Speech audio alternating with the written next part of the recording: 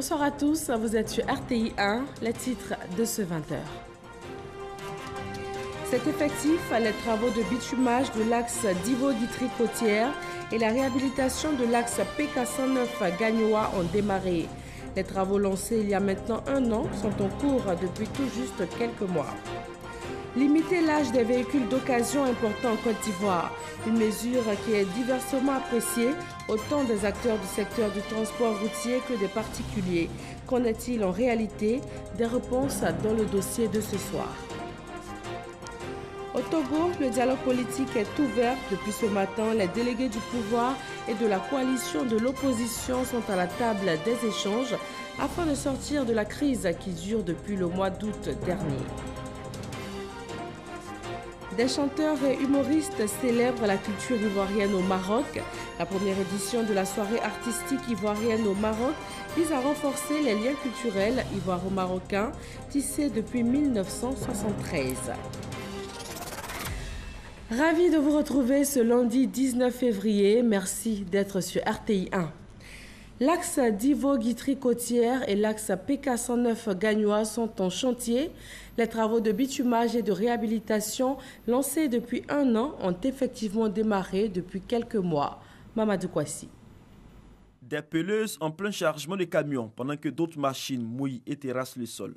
Nous sommes sur le chantier de bitumage de l'axe Divo-Guitry-Côtière, travaux lancés par le Premier ministre Amadou Koulibaly le 17 février 2017. Les travaux battent leur plein à la grande satisfaction des populations et des usagers de cette route. Les voies piteuses, en saison pluvieuse, on a des problèmes. En saison sèche, comme actuellement, c'est la poussière et je pense que l'achèvement des travaux va vraiment nous soulager. Bon, en tout cas, on voit le Sénégal venir. Si tu vois qu'on est collé sur un chien marque là, ça a compte tenu de l'état de la route. Vraiment. S'ils ont changé, on va changer le marque aussi. Les ouvriers sont à pied d'œuvre pour livrer les travaux dans le délai, c'est-à-dire dans 3 ans. Mais en attendant, le trafic se poursuit sur le trajet. L'axe Divo-Guitry-Côtière n'est pas le seul en chantier. Les travaux de réhabilitation de l'axe PK109 sont aussi en cours. Tous ces travaux viennent réduire les difficultés liées à la circulation dans cette partie de la Côte d'Ivoire. Il y a beaucoup de gens, parce que ça a pris un peu de retard, qui n'y croyaient plus. Mais aujourd'hui, c'est une vraie réalité et les populations le constatent par elles-mêmes.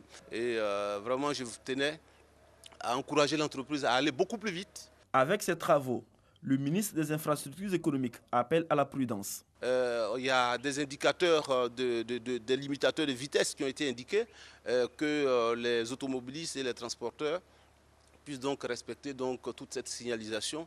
Nos démarches ne nous ont pas permis de rencontrer les responsables en charge des travaux. Mais ces travaux de renforcement de l'axe PK109 vont également durer 36 mois. Coût des travaux, 116 milliards de francs CFA, cumulé aux travaux de bitumage de l'axe Divo-Guitry-Côtière. Dans le domaine des affaires maritimes et portuaires, les nouvelles sont plutôt bonnes également. Une rencontre à 3 volets ce matin, la réception des clés des nouveaux locaux de la direction générale, des dons de matériel roulant et la remise de chèques aux retraités. Tout ceci pour contribuer à la modernisation de l'administration maritime et portuaire ivoirienne. Un reportage de Cheikh Koné. Nous avons tout mis en œuvre afin d'acquérir ces locaux de Cocody Adjien pour abriter les services de la DEGAMP en attendant la réhabilitation de la tour A et la construction d'un bâtiment propre aux affaires maritimes ivoiriennes. L'acquisition de ces nouveaux locaux a été suivie de la remise de matériel roulant d'un montant total de 95 500 000 francs CFA. Cette administration est un grand service de l'État de Côte d'Ivoire. Et l'État entend faire davantage pour que l'administration des affaires maritimes soit une administration donc à la hauteur de nos attentes. Amadou Koné a par ailleurs promis d'autres actions, notamment la réhabilitation des 9 arrondissements des affaires maritimes et portuaires de plus d'1 milliard de francs CFA. Des projets bien accueillis. Très heureux d'accueillir ce matériel dont nous avions besoin depuis longtemps. Permettez-moi, Monsieur le ministre, de vous charger de transmettre nos sincères remerciements à tout le gouvernement et à son Excellence, à M. Alassane Ouattara. En 2017, dans le cadre de la redynamisation et la modernisation des affaires maritimes et portuaires, un nouveau code maritime a été adopté en remplacement de celui de 1961, devenu obsolète. Une avancée majeure quand on sait que 90% des échanges commerciaux se font par voie maritime. La mesure de limitation d'âge des véhicules d'occasion est diversement appréciée des acteurs du secteur du transport routier. Pour l'Ivoirien moyen, la mesure est restrictive, quand pour d'autres, par contre, ils la trouvent salutaire. Que dit concrètement cette nouvelle mesure? Comment sera-t-elle appliquée sur le terrain? Quels avantages et contraintes pour les populations de Côte d'Ivoire?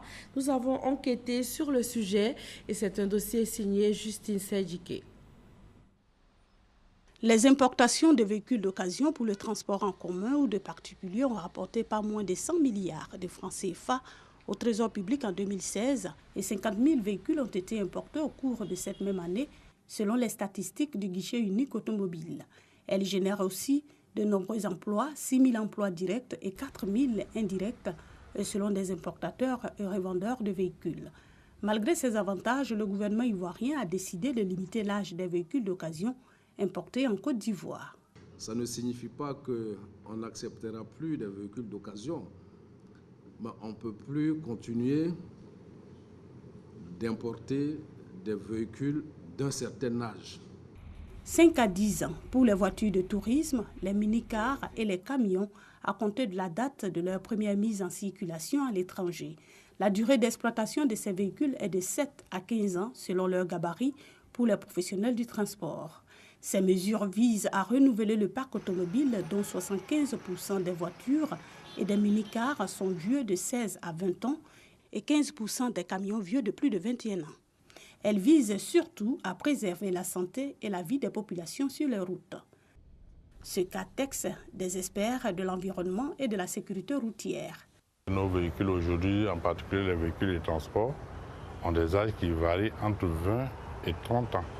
Nous avons pour 2016 autour de 250 accidents qui ont engendré près de 40 et quelques tués et qui sont liés à la défaillance mécanique. Quand on voit dans les rues les fumées noires des gaz d'échappement des voitures, aussi les bus, ce n'est pas seulement que les voitures, mais les cars, les moyens de déplacement de façon générale, les motos, on peut dire que en tout cas, il y a une bonne partition de la concentration des gaz à effet de serre qui est due aux véhicules. Un délai de 3 mois à compter de la prise des décrets le 6 décembre 2017 est accordé pour les commandes déjà passées. À partir du 1er avril, les véhicules d'occasion ne respectant pas ces règles ne seront plus importés en Côte d'Ivoire. Une période de transition de 10 ans est accordée à ceux déjà en circulation et une prime à la casse est prévue pour les propriétaires de ces véhicules. Plus le véhicule est vieux, plus donc les charges de réparation, de mise en état sont élevées. Donc pour aider les transporteurs plus particulièrement, mais aider donc les populations de façon générale. Donc nous sommes en train de travailler en fonction des moyens dont nous disposerons pour sortir du parc automobile les véhicules qui sont très vieux, les casser et aider donc les propriétaires de ces véhicules à acquérir de nouveaux véhicules. Une nouvelle qui secoue le milieu déjà très mouvementé du transport routier. Importateurs et vendeurs de véhicules d'occasion crient à la suppression de leur gagne-pain. Cette mesure vient mettre un frein aux activités et à l'emploi en Côte d'Ivoire. Et en plus de cela, cette mesure vient créer la cherté de la vie en Côte d'Ivoire. Plus de 800 parcs qui existent seulement à Abidjan et banlieue. Qui a créé ça pour nous? C'est nous-mêmes qui les avons créés avec nos propres moyens, sans crédit. Aujourd'hui, tu ne peux pas prendre 20 millions, 10 millions pour aller acheter une voiture. Même en Europe, aujourd'hui, ils ne vont pas lâcher. Une voiture moins de 5 ans aujourd'hui est très coûteuse en Europe. Même les voitures accidentées. J'ai même des images dans mon téléphone ici. Une petite voiture, moins de 5 ans, value autour de 10 000 euros à 12 000 euros, souvent à 8 000 euros. Les transporteurs, quant à eux, saluent les décisions du gouvernement. Plus l'âge du véhicule est avancé, plus son utilisation n'est pas rentable. Plus la sécurité de nos usagers ne sont pas garantis. L'un mis dans l'autre, la prise de cette décision permettra, dans un premier temps, de permettre aux transporteurs de se doter en matériel fiable pour rentabiliser son affaire. Dans un deuxième temps, de travailler en sécurisant les usagers qui sont nos populations. La limitation de l'âge des véhicules est diversement appréciée des Ivoiriens moyens. Selon eux, l'état d'un véhicule n'est pas lié à son âge, mais plutôt à son entretien.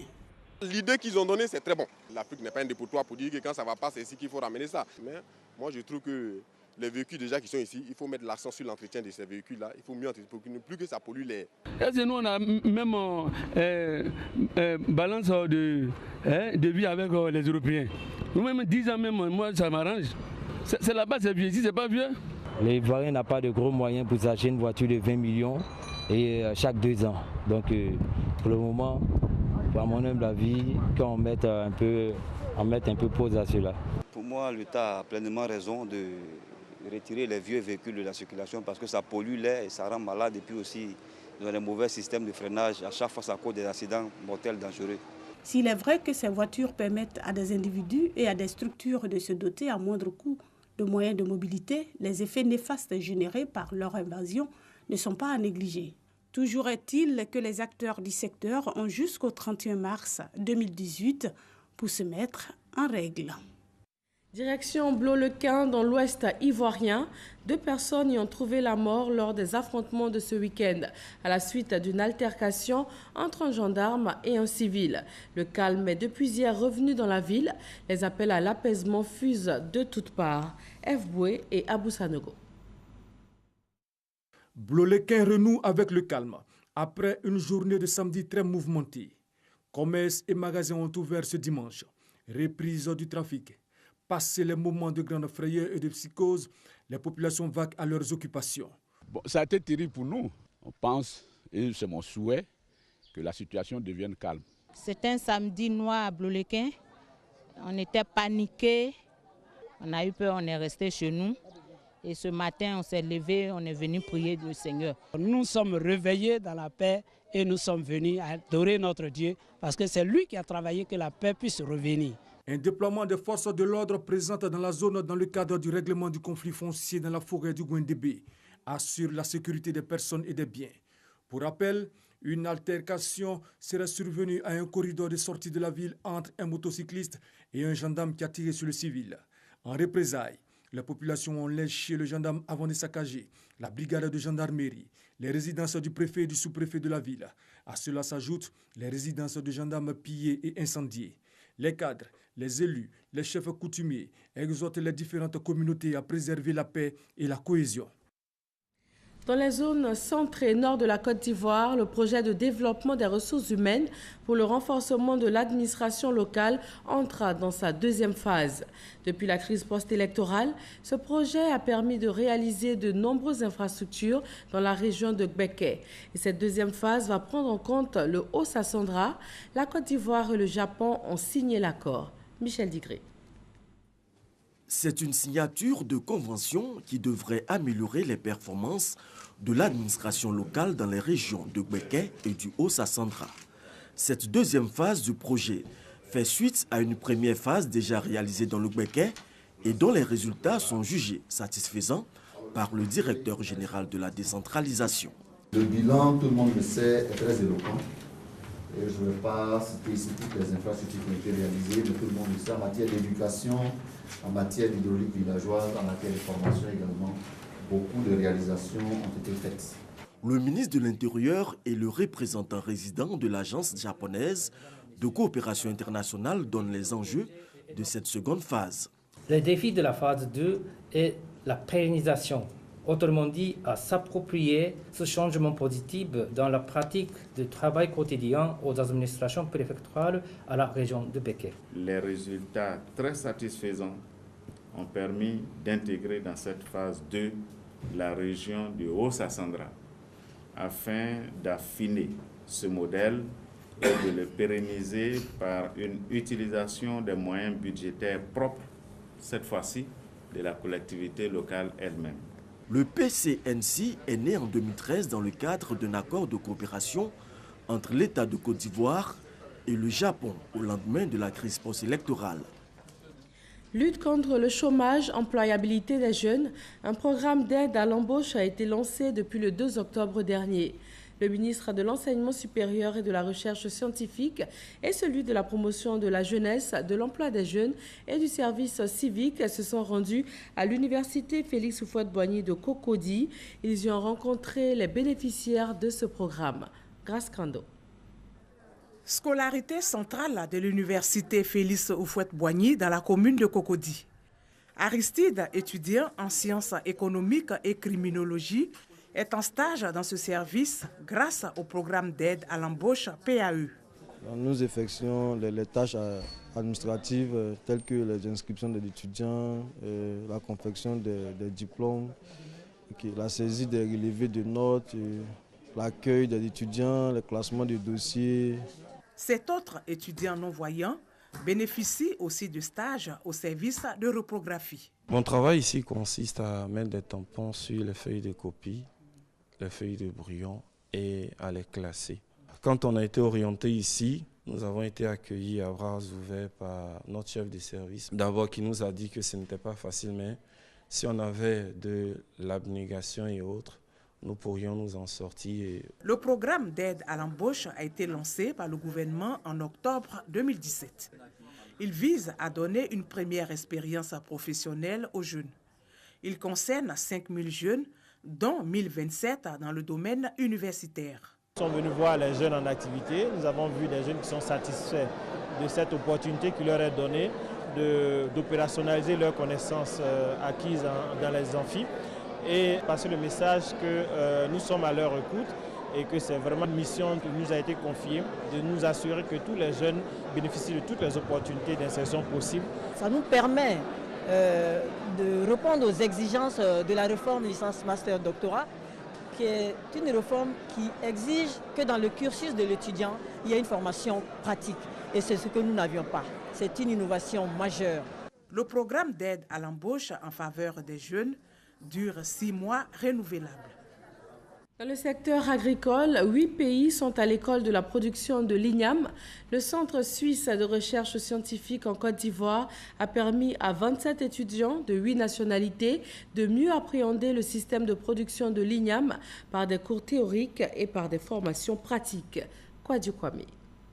Récolte, cuisson et dégustation de l'igname au centre d'intérêt des cours théoriques et pratiques portant sur la sécurité alimentaire, l'agropédologie, qui est l'étude des sols, le foncier rural, surtout l'accès des femmes à la terre. L'igname, sujet important au menu des discussions pendant cette formation. Il s'agit pour les participants d'analyser la production de l'igname sous toutes ses formes. Ils étudient en fait la chaîne de production des cacao et de l'igname. Ça a permis aux étudiants de vraiment avoir un côté pratique, de voir comment est-ce que les communautés agissent sur le terrain. Décrire la couleur du sol, les différents horizons qu'il y a dans le sol dans la fosse qu'on a creusée et aussi la texture du sol. Moi, je travaille aux pertes après récolte. Comment ça se passe avec le yam? La récolte de l'igname, le rendement du paysan, la qualité des tubercules, le produit vendable ou non et les bêtes ennemies de l'igname ont fait l'objet d'échanges entre chercheurs et paysans. Comment ils cultivent, quelles sont leurs traditions, comment est organisée la chaîne de valeur et vraiment qu'est-ce qui se passe ici sur le champ. L'importance culturelle du yam, c'était vraiment une surprise pour moi parce que quand on dit manger ici, ça veut dire manger du yam. Comment on fait un yam, ça fait combien de temps, combien de mois on récolte? Les variétés améliorées produites par l'ETA ont un rendement qui varie entre 20 à 25 tonnes par hectare, ce qui est très élevé par rapport à ce qui est produit ici, qui varie entre 5 à 7 tonnes par hectare. Le professeur de nutrition des plantes situe l'intérêt de cette formation délocalisée en Côte d'Ivoire. Que les étudiants qui participent comprennent ce qu'est l'igname, comprennent le potentiel de l'igname, avoir une certaine visibilité vers les gens qui prennent des décisions. Ces cours d'été, qui ont duré 2 semaines, ont réuni 27 étudiants de 8 nationalités.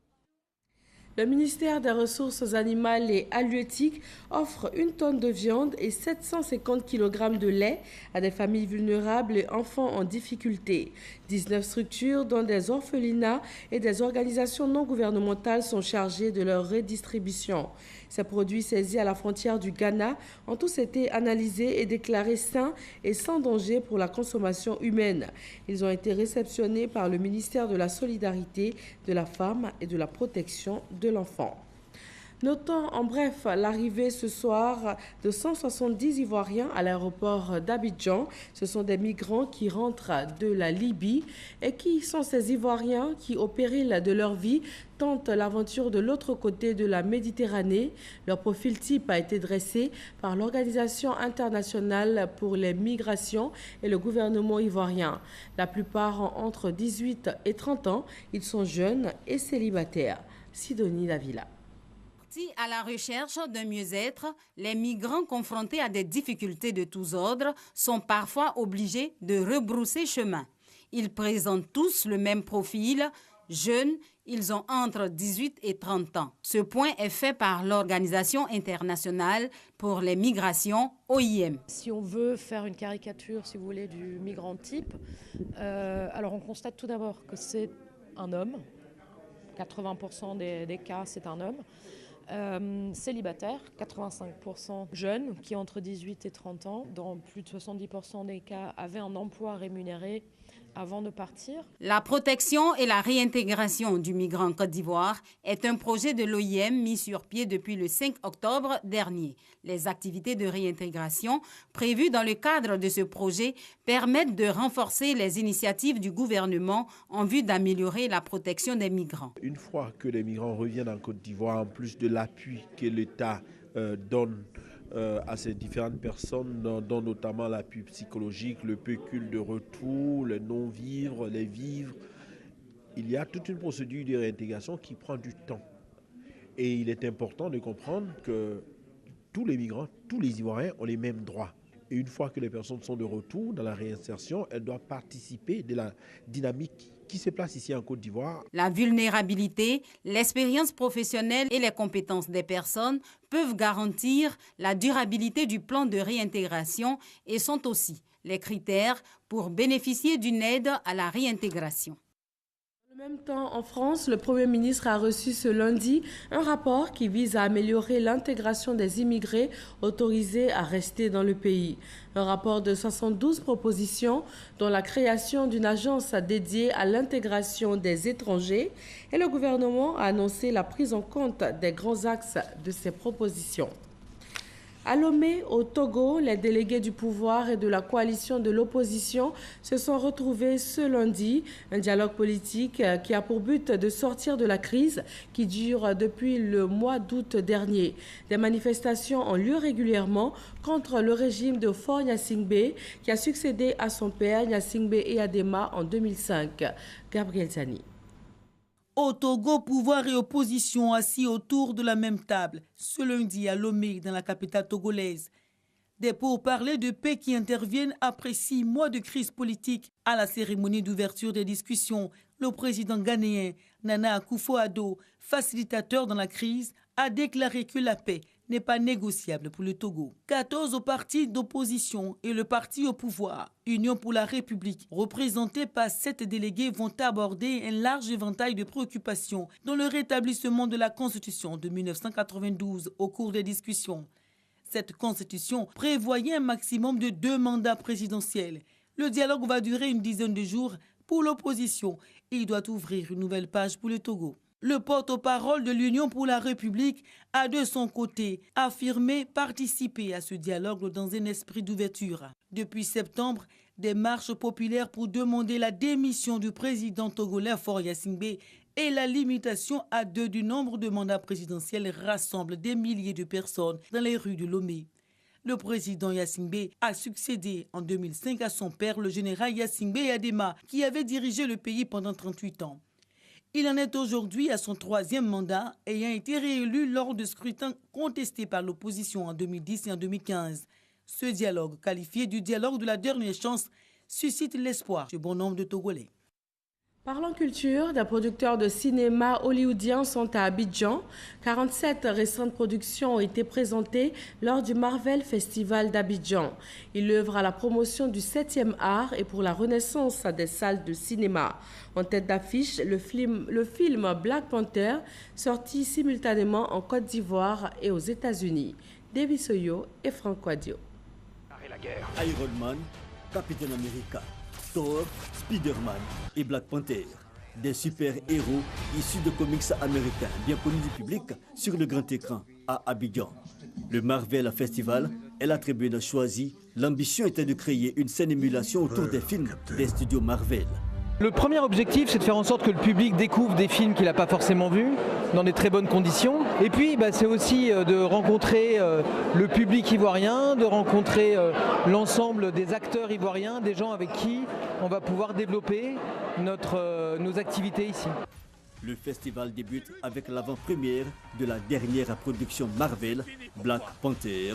L'intrigue, un peuple jamais asservi, le Wakanda, et la lutte contre un certain impérialisme convoitant ses richesses. Black Panther, premier grand film de super-héros avec un personnage principal de race noire et un casting à majorité noire.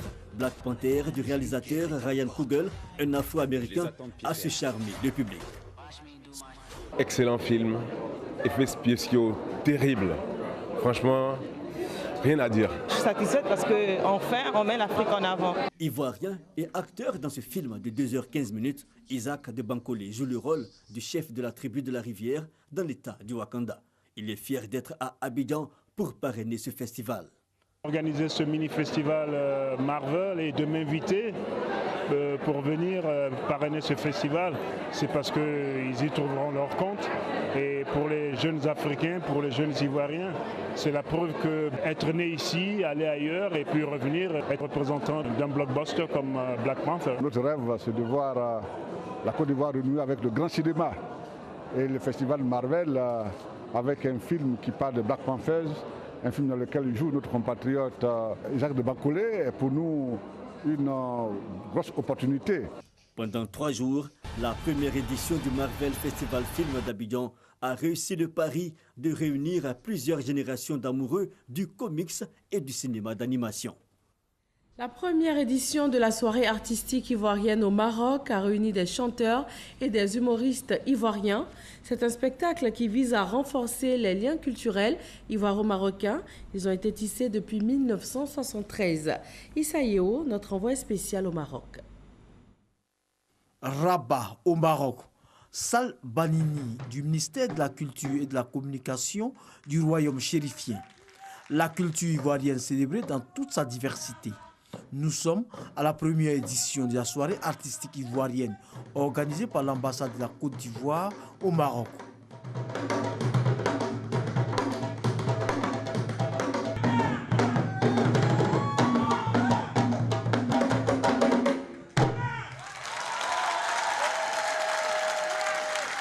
Cette danse tradimoderne permet de faire un clin d'œil à la richesse vestimentaire des différentes régions de Côte d'Ivoire. La richesse culturelle de la Côte d'Ivoire, c'est aussi la qualité de ses artistes. Baïs Pinto.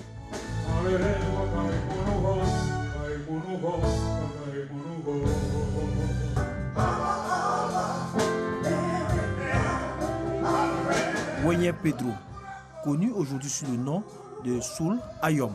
Shaolin Conti ont communié avec de nombreux publics constitués de Marocains et d'Ivoiriens.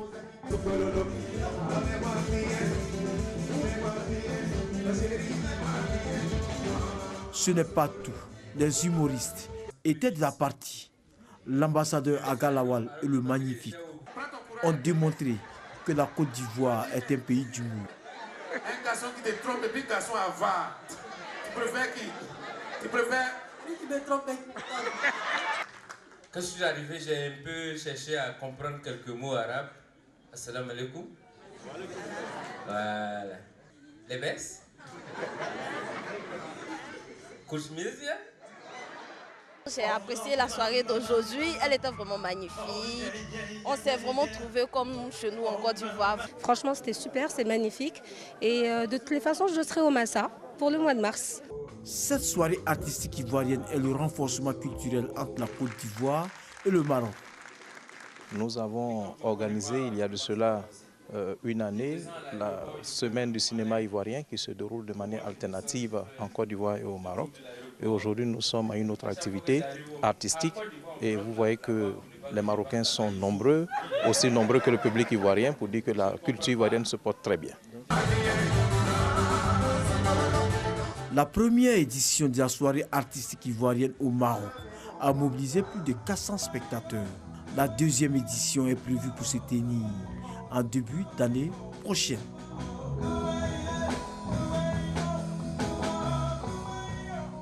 Un mot de sport en bref pour terminer. Isaac Drogba, le fils de Didier Drogba, rejoint le centre de formation de Guingamp. Âgé de 17 ans, il suit les traces de son père dans ce centre de formation du club de football français.